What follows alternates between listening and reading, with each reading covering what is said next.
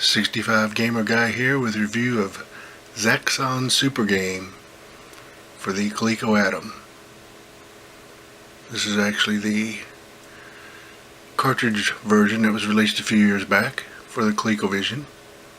That requires a Super Game module, but the game is exactly the same, so it's the same game.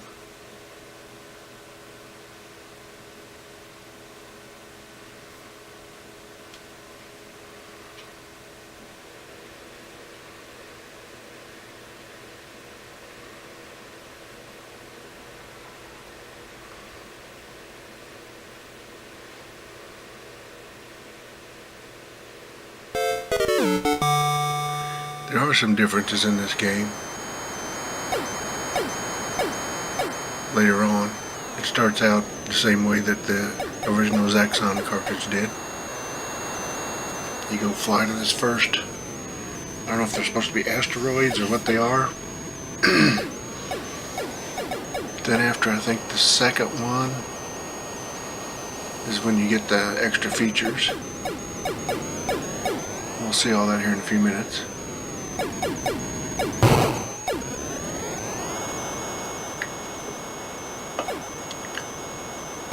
This is all played on level 1, so there are no force fields on any of the walls. If you play it on harder levels, it has those like the arcade game does, but just to try to show you some more of the game, I played it on the easy level.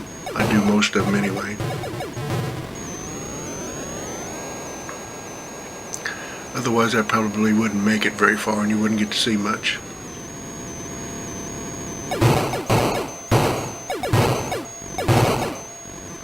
I know there's a lot of people that don't like the way the ColecoVision scrolls this game.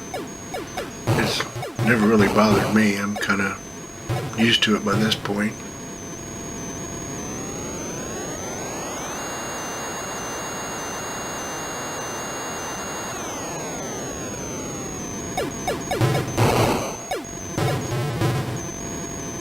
This is definitely better than the Atari 2600 version. It doesn't even try to do this 3D type of look. It's just like you're straight behind the plane looking forward. I say plane, I guess it's some kind of spaceship.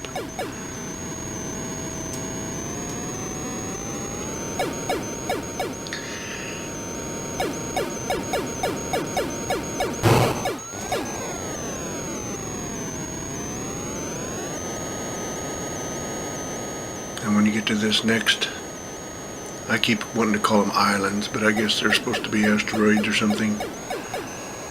You've got a kind of a boss type guy to beat, and that's when the regular cartridge version just cycles back to the beginning, whereas this continues on with other asteroids or islands or whatever you want to call them.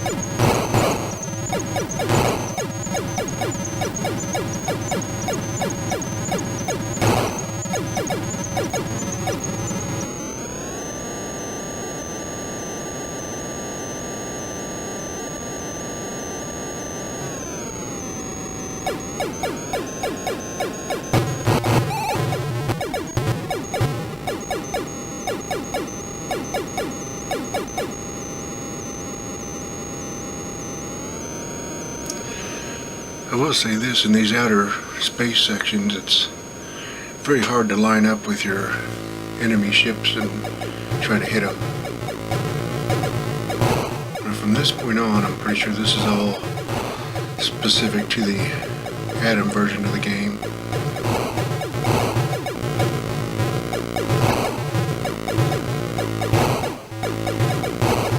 Once you blow all the deals up, you get the chunk blown out and you can safely fly by.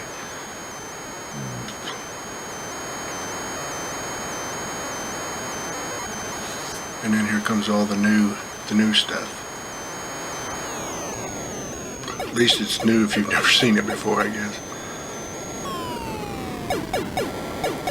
The extra parts of the game compared to the cartridge, let's just say that.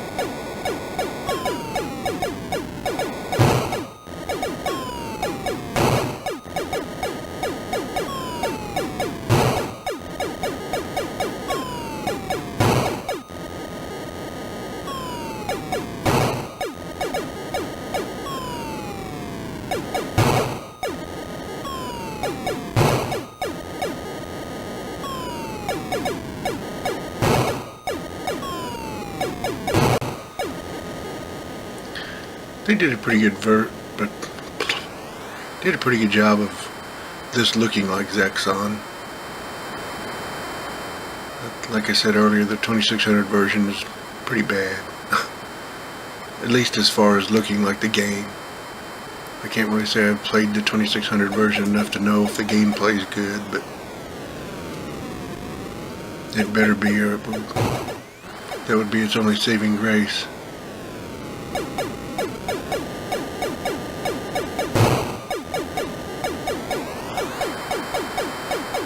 But yeah, those planes are sometimes hard to hit. I used to kind of know how to do it back in the day, but not playing. Well, there, I got that one. I don't play it that much, so I've kind of forgotten how I used to do it exactly.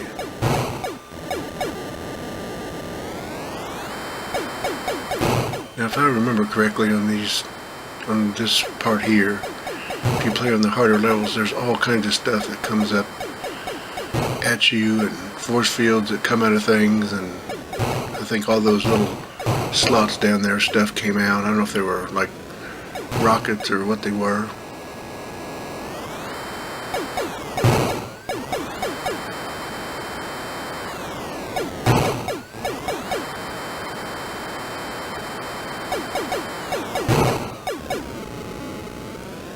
But this was Coleco's. Apparently this was Coleco's vision for these super games, to basically add extra screens and make the games last longer, or have more things to do in them, maybe, I guess is the way to say it. But when they tried it with Donkey Kong, I guess, which I can't remember if that was the first super game or not. I don't remember the order they came out in. But Nintendo basically said, we don't want you messing with our games. Although they did add one screen for Donkey Kong Jr., so somehow they got by with that. And supposedly somewhere out there, there's actually a hand drawing of what they want to do with Donkey Kong, but never did get it done.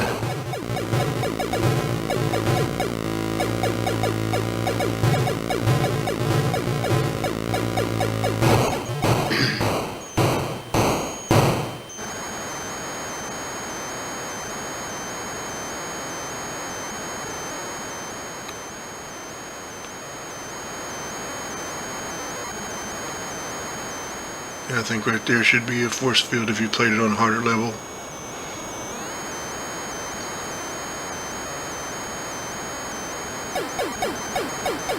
It's also kind of hard on this game to judge your height. Even though there's a meter on the left, it's hard to tell if you're actually going to clear something. A lot of times you have to fire a couple shots to make sure that the shot doesn't hit what you're trying to go over the top of. Of course they make it like that so that you will lose a life quicker and have to pump more quarters into the game in the arcades.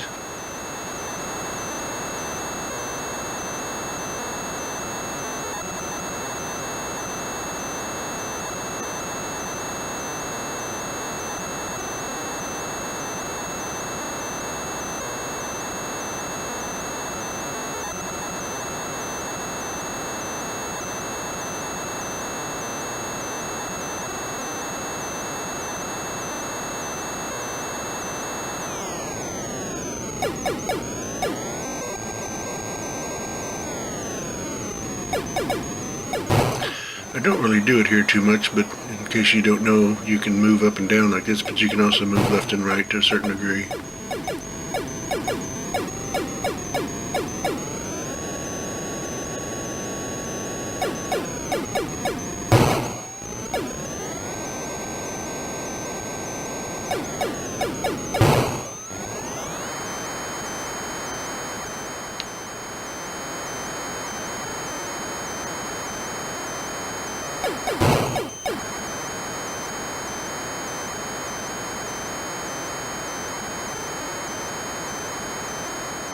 There, you just saw me move left and right.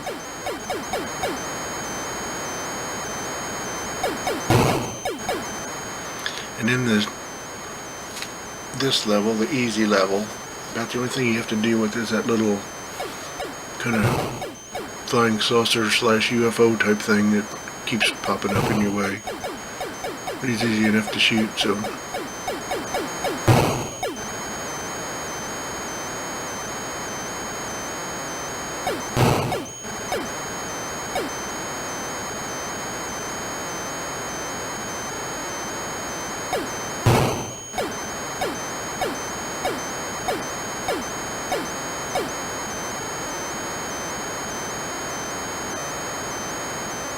And here we get to the last boss.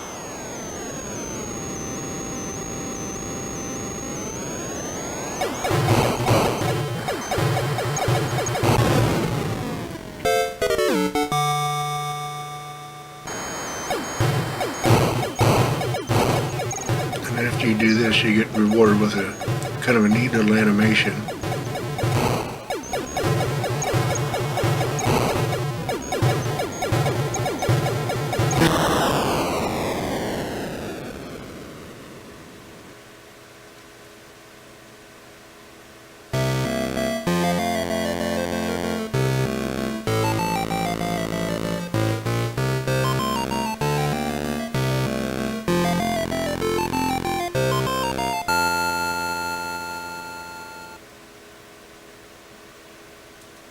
I always liked that. I always thought that was neat looking.